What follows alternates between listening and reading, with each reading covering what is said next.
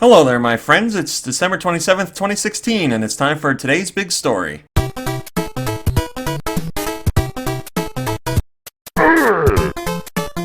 Now, I'm sure a lot of you saw that there's some Switch rumors out there today. We covered them on GoNintendo.com. They're from Laura Kate Dale, who I believe is very trustworthy. But again, they're just rumors. So rather than going with the rumor, I thought we'd go with something that is actually confirmed.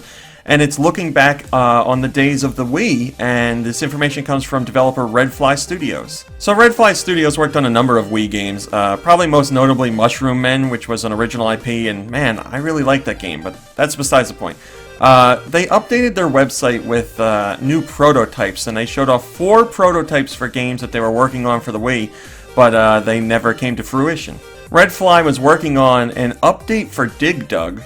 They were also working on Devil May Cry. They were working on a Star Wars game. And they were also working to port Batman Arkham Asylum to the Wii. As you know, none of these games actually saw release on Wii for various reasons, but the one I find most interesting is Devil May Cry, because apparently Capcom told Redfly that Devil May Cry would be impossible on the Wii. And Redfly was like, oh, we don't think so. So they made what you saw in the footage, and on top of that, Redfly made that, according to them, in just a few weeks. So they managed to put together a prototype that obviously at least looks the part of Devil May Cry, but Capcom was like, no, not gonna do it. Really makes you stop and think what publishers and developers would do during the Wii era, because all these prototypes obviously come from different times, and there were still publishers who weren't willing to put more traditional quote-unquote hardcore games on the Wii for whatever reasons, and Redfly showed that some of those ideas could definitely work.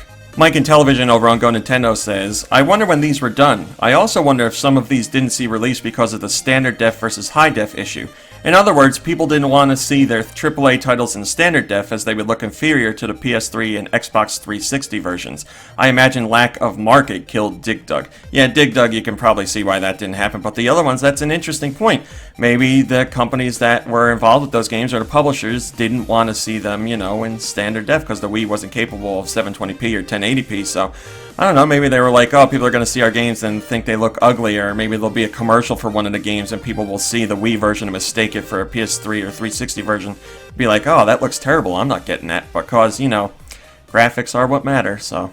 So there you go, a little look at some games that could have been but never were. It's really interesting and equally sad. And that's today's big story for December 27th, 2016. Thanks for watching and checking us out and subscribing and liking and all that other stuff. I really do appreciate it.